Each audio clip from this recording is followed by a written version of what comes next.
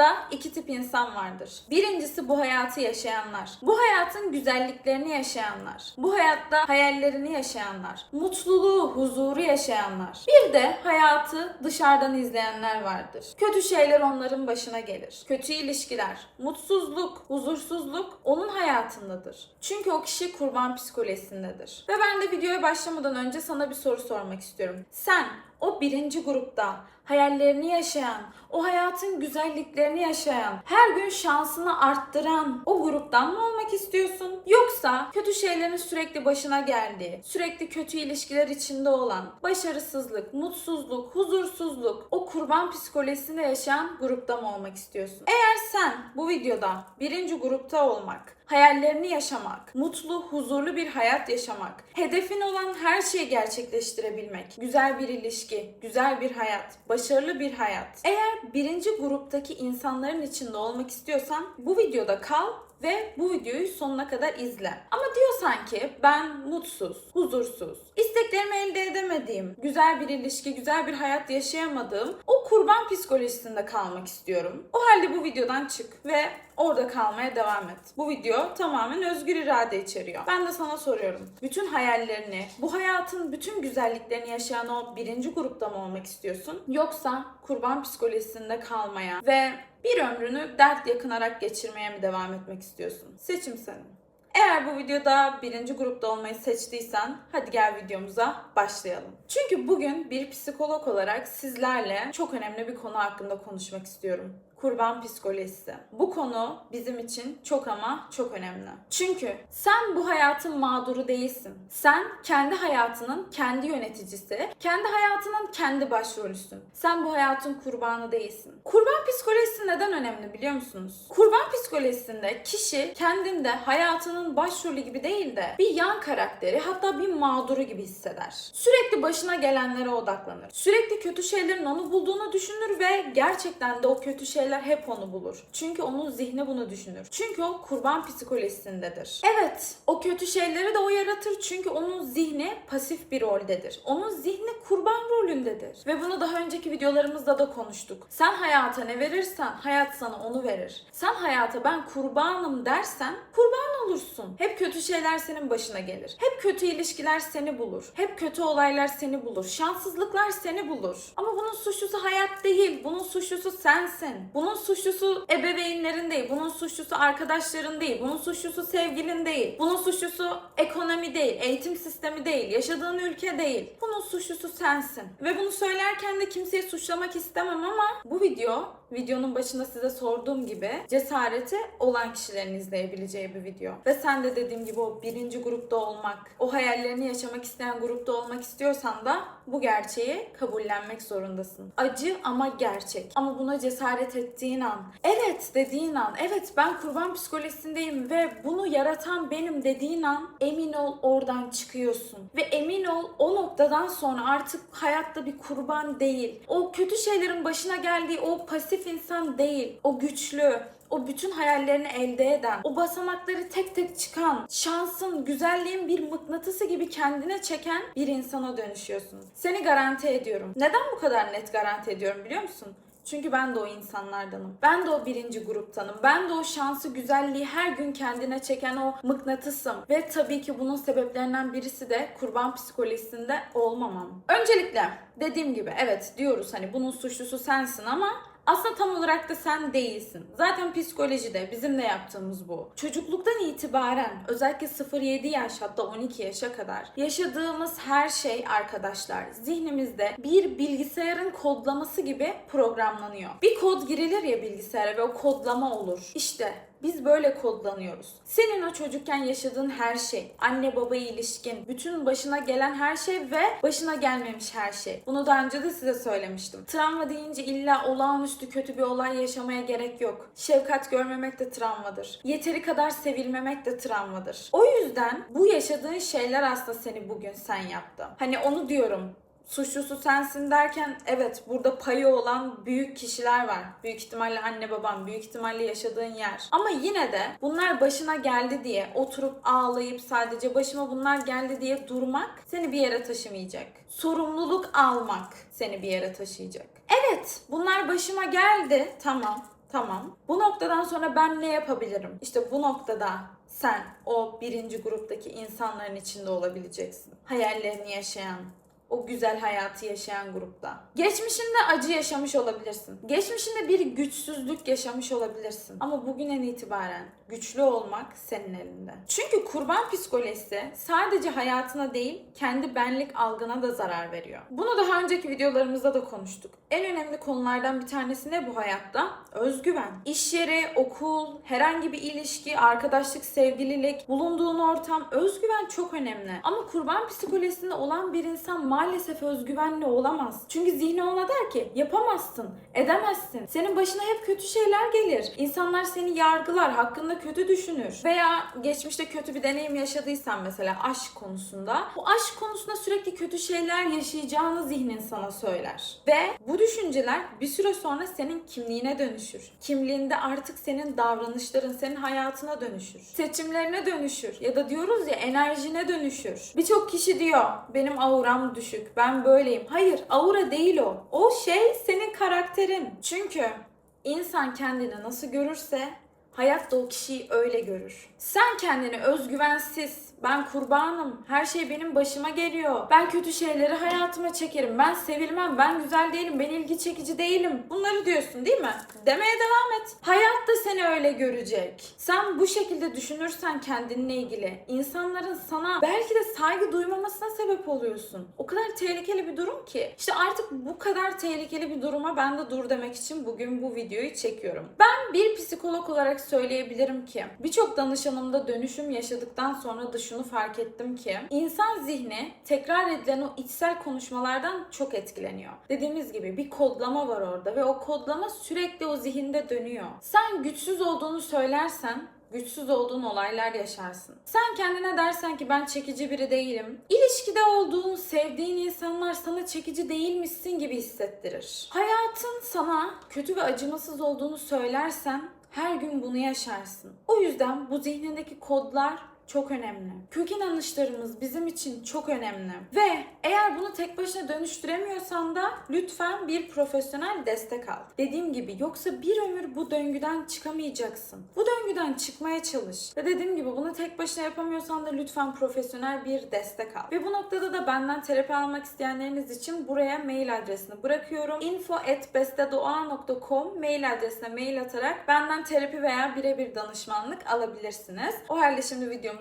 devam edelim. Öncelikle sana şunu söylemek istiyorum. Burada dediğim gibi dönüşmek istiyorsan söz vereceksin. Şimdi şu an karşındayım büyük ihtimalle değil mi? Beni nereden izliyorsun bilmiyorum ama karşılıklıyız. Göz göze bakıyoruz. Bana şu an söz veriyorsun. Söz ver bana. Ver. Ver sözü, hayal et onu, tamam. Senden şu cümleleri bir daha duymak istemiyorum. Bir daha bu cümleleri duymak istemiyorum. Ben zaten hep böyle şeyleri çekerim ya. Ben zaten çok şanssızımdır. Hep böyle şeyler beni bulur. Bir daha bu cümleyi duymak istemiyorum. Bir daha bunu gün içinde söylemeyeceksin kendine. 2.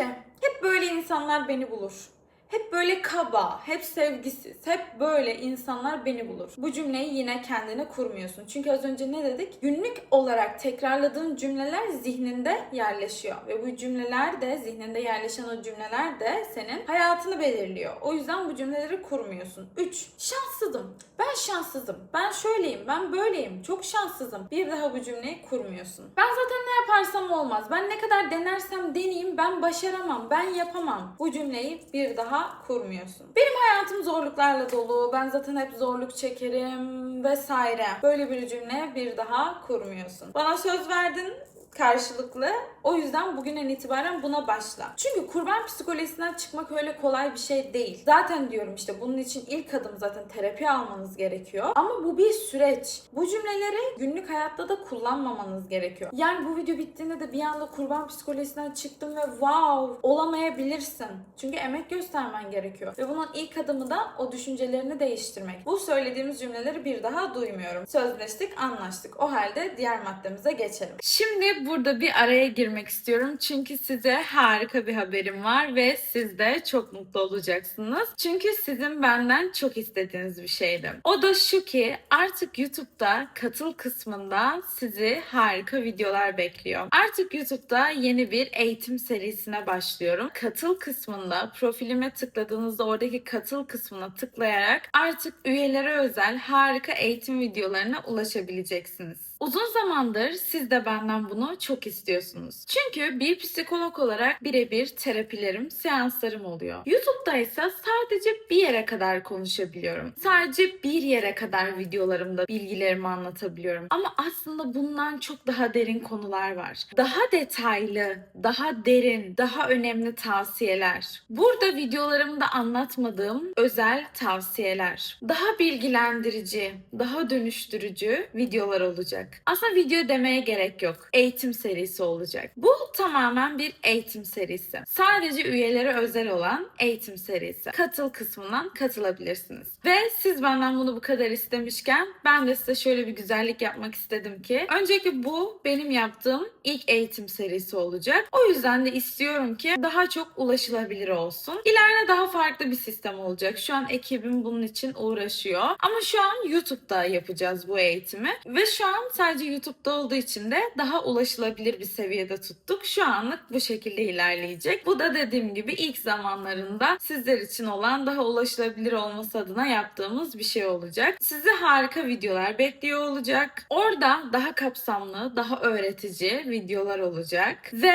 sadece videoyla da sınırlı kalmayacak. Bu da asistanımın bana bir önerisi oldu. Aylık olarak isteyenlerle, oradaki üyelerimizle isteyenlerle aylık olarak online toplantılarımız olacak. Aslında toplantı değil, yine bir eğitim içeriği. İnteraktif atölyelerimiz olacak. Oradaki konuları da tamamen siz belirleyeceksiniz. Oradaki üyelerimizle iletişim halinde olacağız. Buradan katıl kısmına tıklayarak katılabilirsiniz. O halde videomuza devam edelim. Peki, kurban psikolojisi nasıl olur? Şimdi burada da bir psikolog olarak benim uzmanlık alanım var. Birazcık bunu konuşalım. Kurban psikolojisi bir anda oluşmaz arkadaşlar. Yani bir anda bir insan kurban psikolojisine girmez. Genellikle geçmiş deneyimlerin birikmesiyle olur. Çocuklukta ihmal edilmek, değersiz hissettirilmek, sürekli eleştirilmek, sınırların ihlal edilmesi, sık sık haksızlığa uğramak, suçlanmak, senin yüzünden cümlesi bir insanın hayatını mahvedebiliyor. Yani bir çocuk çocukken annesi babası tarafından, bakım verenleri tarafından,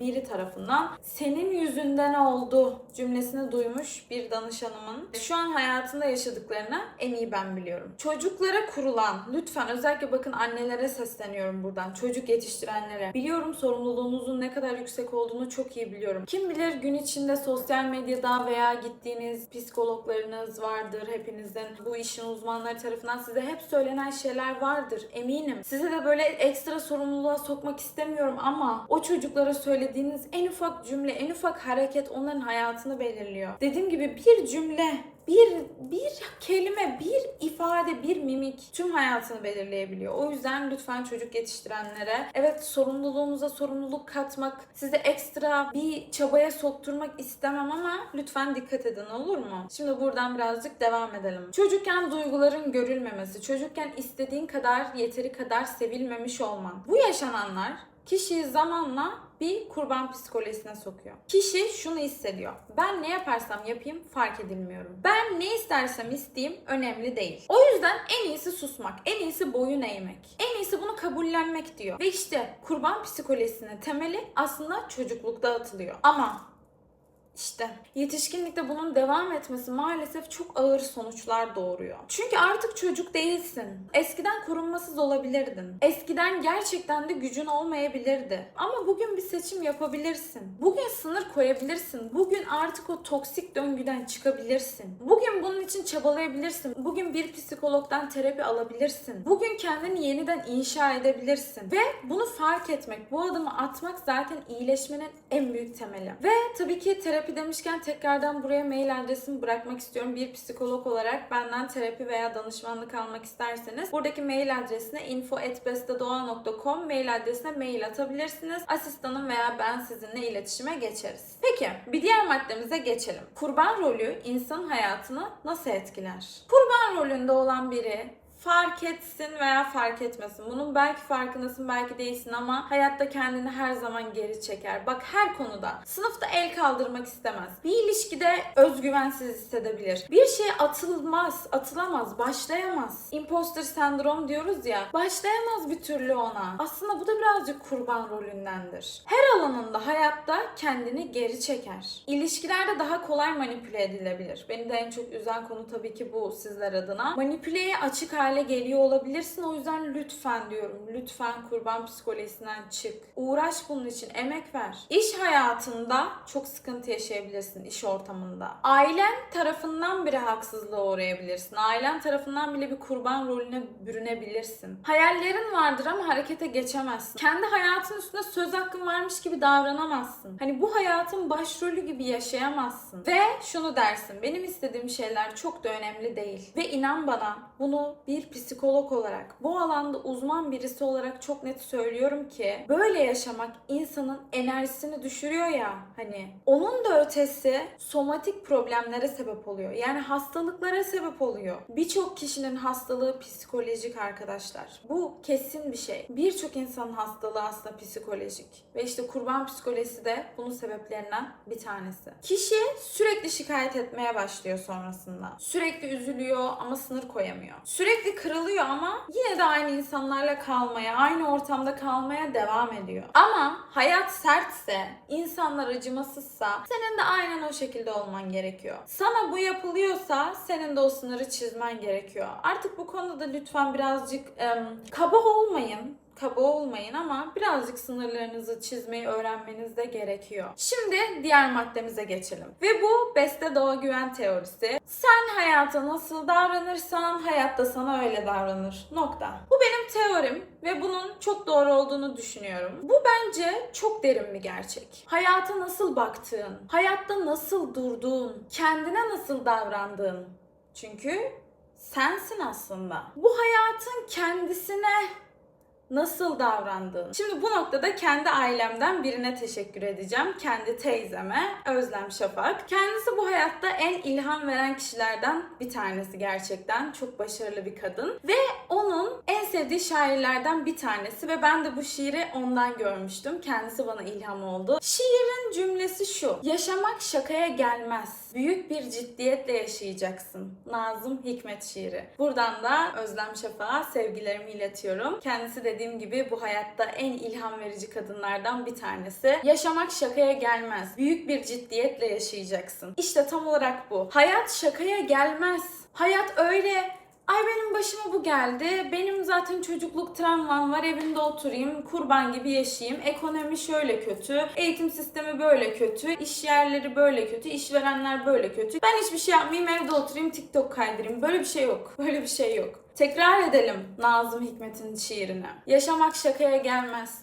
Büyük bir ciddiyetle yaşayacaksın. Ve sen kendini ikinci plana atıyorsan da insanların seni ikinci plana atmasına lütfen şaşırma. Sen kendine değer vermiyorsan insanların sana değer vermemesine lütfen şaşırma. Sen kendini yeteri kadar sevmiyorsan, romantik ilişkinde, bulunduğun sosyal ortamda istediğin kadar sevilip değer görmüyorsan lütfen şaşırma. Çünkü sen hayata nasıl davranırsan hayat da sana öyle davranır. Eğer sen kendini küçültürsen hayat da seni küçültür. Sen kendi sınırlarını koruyamazsan kimse senin sınırlarını ihlal etmekten dolayı hiç kendini suçlu hissetmez. Sen o sınırları koruyamıyorsun. Sınırları olmayan bir eve herkes girer. Bir kapısı olmayan eve herkes girer. Bir sınırı olmayan ülkeyi herkes işgal eder. Bir sınır koyman gerekiyor. Yoksa başkaları seni yönetir. Ve özet olarak da sen kurban rolünde hissedersen hayat da seni kurban rolüne sokar. Sen ayağa kalkarsan, sorumluluk alırsan, kendini değiştirmek için uğraşırsan, terapi alırsan, kitapları okursan bu konuda, kendi sınırlarını daha keskin çizersen, özgüvenini geliştirirsen, işte o zaman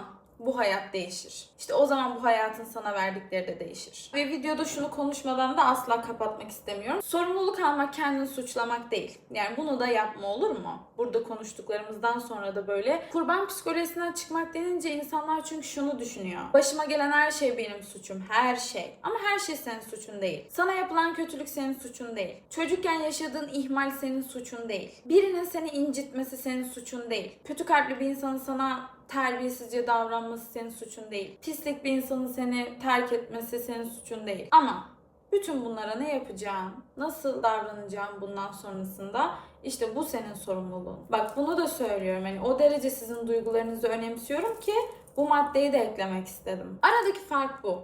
Suç başka bir şeydir. Sorumluluksa bambaşka bir şey. Suç geçmişe saplanır. Sorumluluksa geleceğini kurar. Suç seni utançta tutar. Sorumluluksa seni güce götürür. Bu yüzden kendine acımasız olmadan da kurban psikolojisinden çıkabilirsin. Kendini suçlamadan da güçlenebilirsin. Ve videoyu bitirmeden önce tekrardan hatırlatmak istiyorum size arkadaşlar. Artık YouTube kanalımızda harika bir eğitim serimiz başladı. O yüzden ona katılmanızı da tavsiye ederim. Şimdilik daha ulaşılabilir tutuyorum. Herkese ulaşılabilir olmasını istiyorum. Ona katılmanızı mutlaka tavsiye ederim. Harika videolar olacak orada da. Çünkü burada herkese açıkta bir yere kadar konuşabiliyoruz. Ve tekrardan da terapi ve danışmanlık almak isteyenleriniz için de buraya mail adresine mail atabilirsiniz. Aslında benim konuşmak istediğim daha çok şey var bu konuda. İsterseniz bu konuda bir video daha yapalım. Çünkü gerçekten çok uzadığını görüyorum şu an videonun. İkinci partı da olsun. Müsait olduğum bir zamanda ikinci partını da çekerim. Sizlerle konuşmak çok keyifli. Sizlerin hayatını dönüştürmek benim için çok keyifli. Buradaki her bir abonem benim için çok değerli. Hepiniz çok kıymetlisiniz. Ve bütün dileklerim şu ki bütün abonelerim bugünden itibaren umarım o birinci grupta olur. İkinci de değil.